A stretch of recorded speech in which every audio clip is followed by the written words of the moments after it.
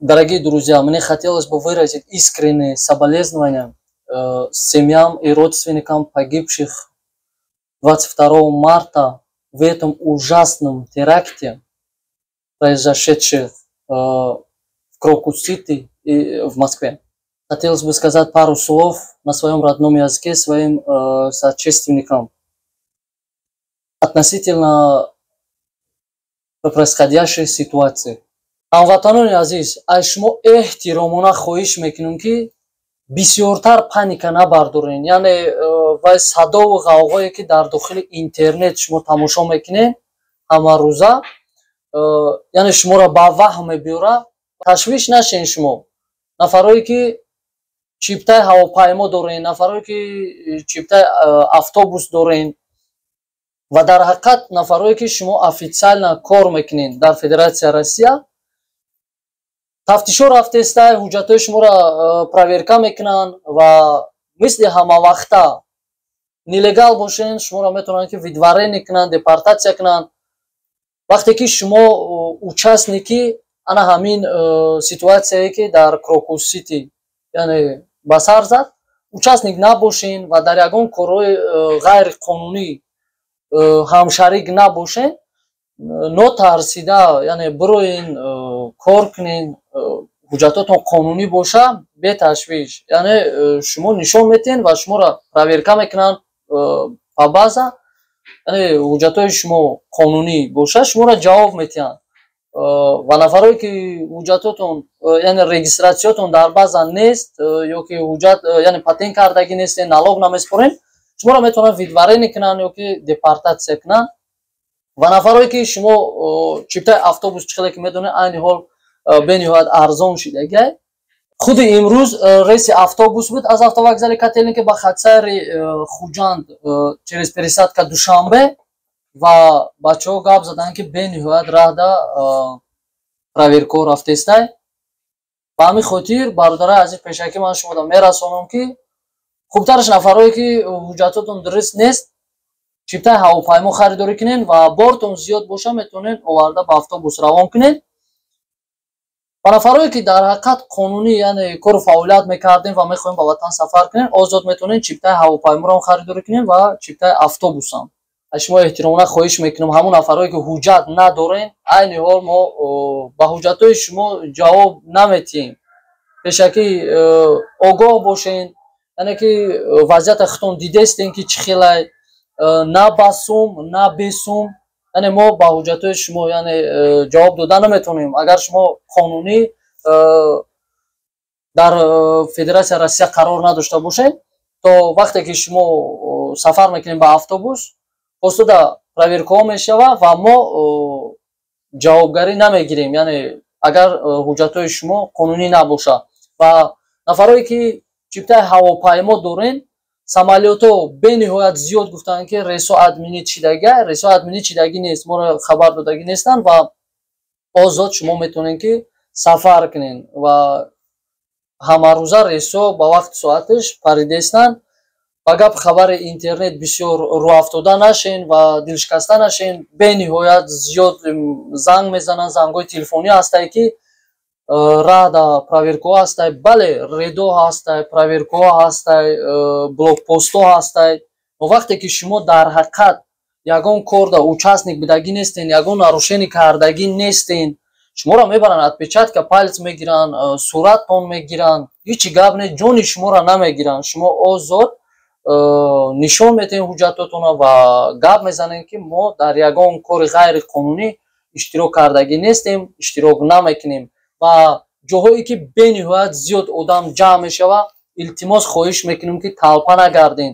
Аксарият оилаҳое ҳастанд ки фарзандонро равон мекунанд ба Федератсияи Россия аз сабаби мушкилиҳои зиндагӣ. Но мушкилии зиндагӣ бале ҳаст, ҳамаи оилаҳода ҳастай, но кӯшиш кунед ки фарзанда бифаҳмонед.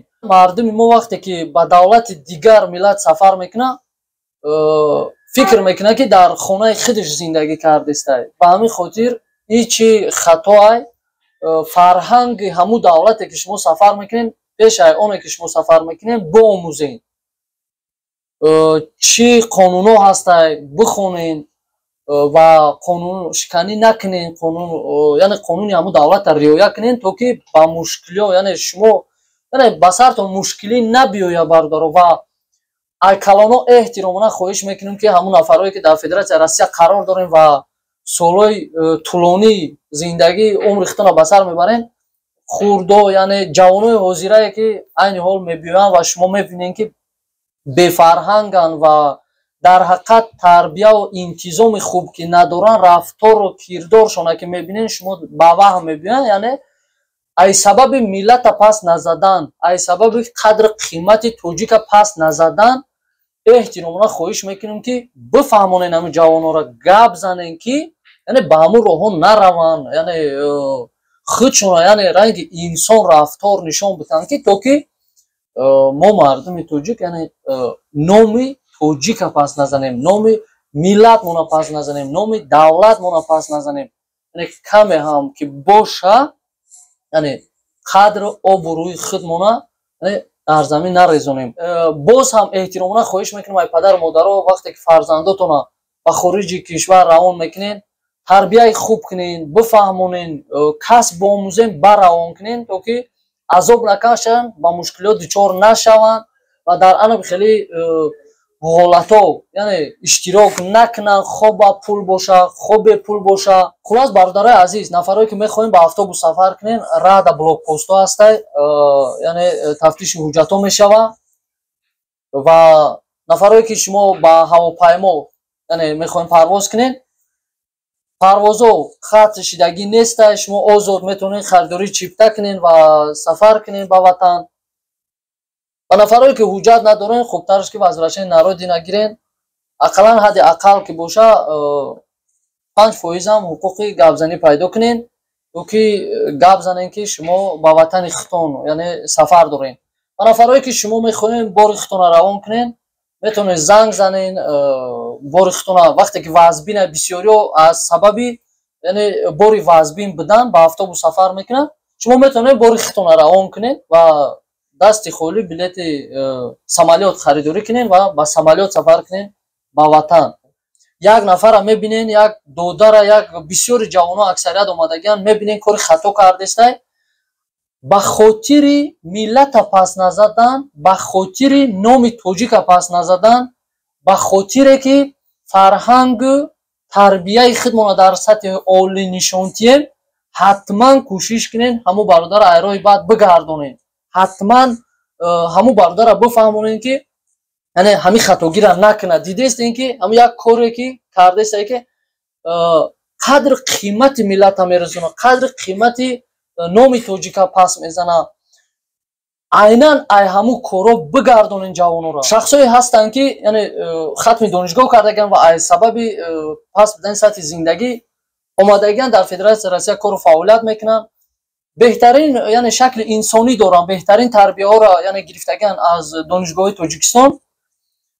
Ва калоное ҳастанд ки хондагӣ нестанд дар вақташ аз сабаби мушкилиҳои зиндагӣ, аз сабаби нооромии давлат. Ва метавонем ки шумо бифаҳмонед калонҳоро. Ягон ҷои айбу шармуш нест ва калоное ки дар ҳақиқат шумо медонед, шумо метавонед ки ҷавонҳоро бифаҳмонед. Ва мо якҷоя шида яъне барои номи миллатмон, барои номи тоҷик, барои номи ватанмон, то ки ба сатҳи паст назана, дар якҷоягӣ бояд кор кунем, ҳаракат кунем ки якдигаромӯзӣ кунем, то ки фарҳанги моро бидонанд, тарбияву яъне рафтори моро дар сатҳи баланд яъне қадрдонӣ кунанд, то ки ҳадди ақал мо ҳуқуқи гапзанӣ пайдо кунем дар дигар давлатҳо. Тоҷикистон дар тӯли 30 соли оромӣ ҳаракат кардестае ки аксарият ҷавонҳои мо касб омӯзанд. Агар мо фарзандонмонро касб наомӯзем, агар мо нахононем, тарбияи хуб натиҳем, ҳеҷ ка ба ҷои мову шумо, ай мову шумо ҳеҷ ка қарздор нест ки ай дигар давлат омада барои мову шуморо яъне тарбия битиҳанд, бихононанд, биомӯзанд. Фарзандотон мебиёянд бениҳоят падарои модари азиз, айни ҳол ҷавонҳое ки айни ҳол мебиёянд дар Федератсияи Россия бениҳоят мушкилиҳои вазбинда гирифторанд. забона намедонанд, аввалин дараҷа касб надоранд, мебиёянд кор кофта гишнаву ташна ва ба ҳар роҳҳо яъне даст мезананд.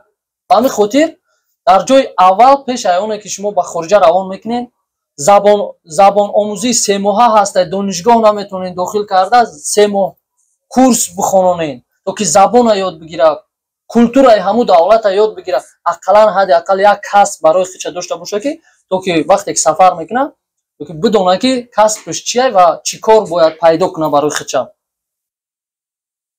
боварӣ дорам ки ҳамдардии манам мефаҳмед ҳамватанони азиз, ва дар якҷоягӣ мо кӯшиш мекунем ки то ки якдигара яъне дастгирӣ кунем ва номи давлатмона, номи миллатмона, номи тоҷика пас назанем. худоҳофиз. беташвиш бародари азиз, рейсҳои самолёт админит шидагӣ нест, рейсҳои автобус админит шидагӣ нест, ташвиш нашавен. ва ин нафарое ки яъне нишон метан сайтҳои интернетӣ да ки тоҷиканд, давлати мо қабул кардагӣ нест, айни ҳол официально заявид кардагӣ нестае ки имена ҳамватанои худмонанд. агар ҳамватанои худмонанд ки бошанд ва давлати мо медонад бо ин хел шахсҳо чӣ кор кунад ва ино ҷазои худшона мегиранд ва мову шумо новобаста ҳама ин мушкилиҳо ҳаракат мекунем, кӯшиш мекунем ки фарзандои худмона дар сатҳи баланд тарбия кунем, то ки номи ватана пас назананд.